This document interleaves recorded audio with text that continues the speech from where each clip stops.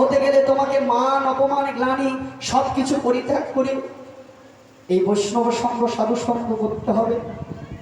বৈষ্ণব সঙ্গটা ঠিক একটা ভাইরাস জনিত রোগ।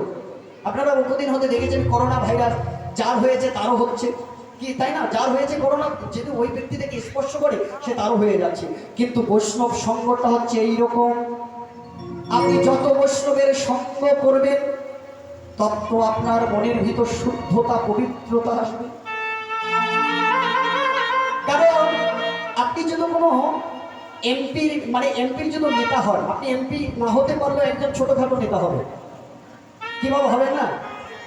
আপনি রাজনীতি কোনো জড়িত আছেন, বড় নেতা হতে না পারেন কিন্তু ছোটখাটো নেতা হবেন তো। বৈষ্ণব সঙ্গটা তদ্রূপ নয়, যতক্ষণ পর্যন্ত তুমি বৈষ্ণব সঙ্গ করবে না ততক্ষণ পর্যন্ত তোমার হৃদয়ে কোনোদিন ভক্তি ভাব আসবে। তাই আমার ভগবান শ্রীকৃষ্ণ সেই মথুরায় বসে বসে ভাবিতেছে, এই মথুরায় কত রাজা মহারাজাদের সঙ্গ পাচ্ছি কিন্তু ভক্ত সঙ্গ তো পাই না।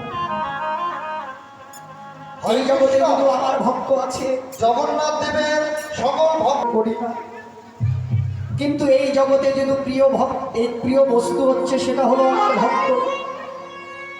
কারণ ভক্ত ছাড়া আমি চলতে পারি না, ভক্ত ছাড়া আমি থাকতে পারি না। সদা সর্বদা এই চিন্তা করে। কিন্তু বৃন্দাবন মথুরায় ভগবান শ্রীকৃষ্ণের মনোদুঃখটা কেউ বুঝতে পারতো না, একজন পারত, সেটা হলো উদ্ধব। উদ্ধব সন্দেশ আপনারা খুলে দেখবেন, ছোট একখানা বই আছে উদ্ধব সন্দেশ, সেখানে খুব সুন্দরভাবে তত্ত্বটা পাবেন। এই উদ্ধব ছিল ভগবানের একজন প্রিয় ভক্ত। ভগবানের সৌন্দর্য, ভগবানের যে রূপটা, কৃষ্ণের যে রূপ, উদ্ধবের যে রূপ, সেই রূপটা একই রূপ ছিল না, কোনো পার্থক্য ছিল না। মানে উদ্ধবকে দেখলে আর কৃষ্ণকে দেখতে হয় না, কৃষ্ণকে দেখলে আর উদ্ধবকে দেখতে হয় না। তাই উদ্ধব একদিন বললেন, হে প্রভু, হে জগদীশ্বর, আমি দেখি তুমি অনেকদিন হচ্ছ সেই মথুরায় এসেছো, কিন্তু যেদিনই তুমি বৃন্দাবনে থেকে মথুরায় আসলে সেদিন থেকে তোমার মনে কোনো আনন্দ নেই, শুধু দুঃখ। আচ্ছা বলুন তোমার, জগতে আমরা যাকে বেশি ভালোবাসি, জগতে যাকে বেশি ভালোবাসি সে যদি চলে যায় তাকে হারানো দুঃখ না? সেই মনের মানুষটা যতদিন না আসে ততদিন যতই ঐশ্বর্যের মধ্যে থাকি আমাদের মনের ভিতর কোনো তৃপ্তিটা আসে না, বলুন আসে না? কিন্তু ভগবান শ্রীকৃষ্ণ মনে খুব দুঃখ অনুভব হচ্ছে, প্রভু তুমি যেদিন থেকে বৃন্দাবন থেকে মথুরায় এসেছো সেদিন থেকে তোমার মনের ভিতর কোনো মলিনতা, তোমার মনের কোনো আনন্দ নেই। তুমি বলতে পারো প্রভু কি হেন কারণে তোমার এত দুঃখ কষ্ট?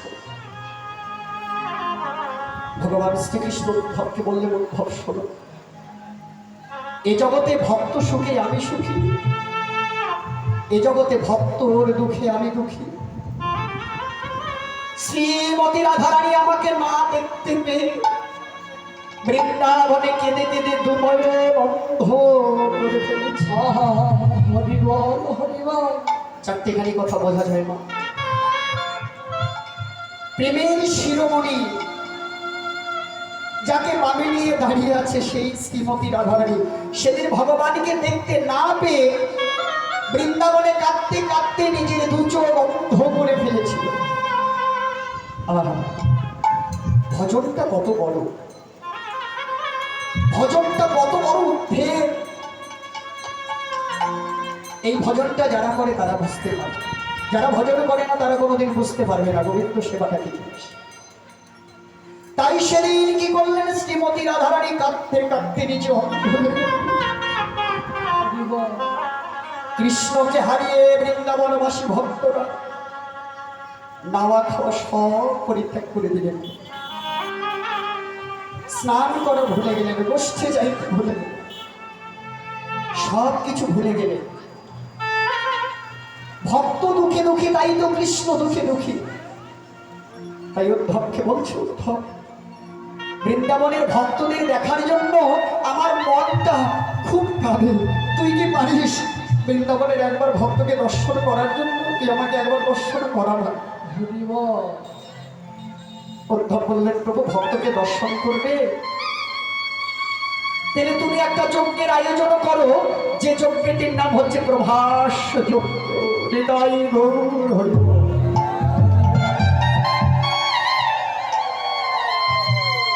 সেই যজ্ঞের সৃষ্টিকর্তা ব্রহ্মা থেকে শুরু করে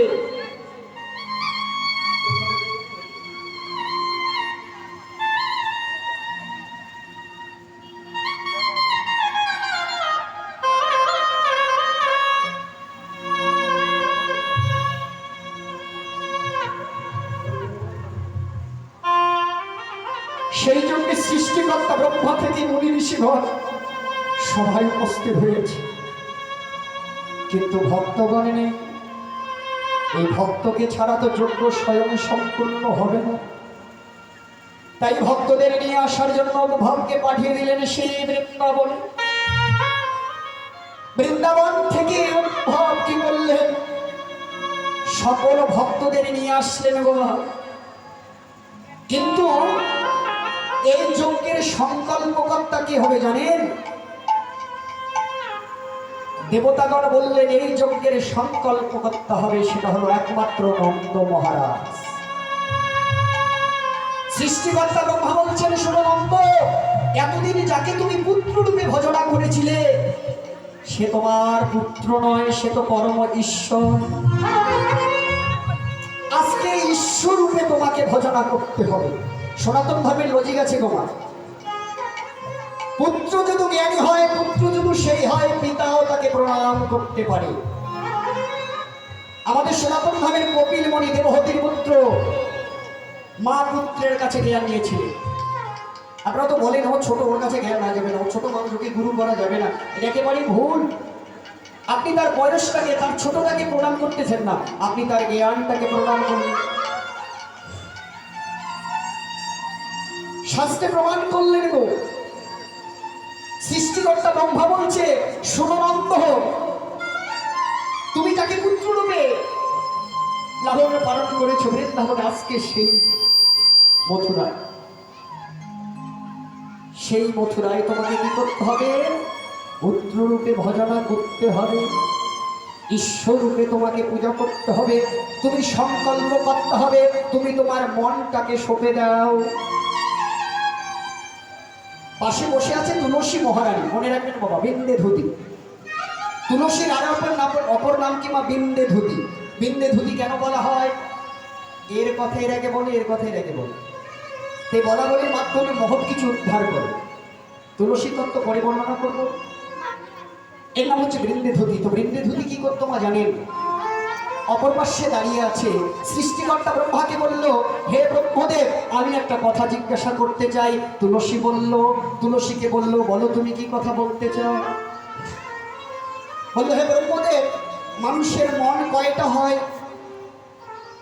যে মানুষের মন তো একটা হয়, যে মানুষের মন যদি একটা হয়, আমরা তো একটা মন সেই বৃন্দাবনেই কৃষ্ণকে সমাপৃত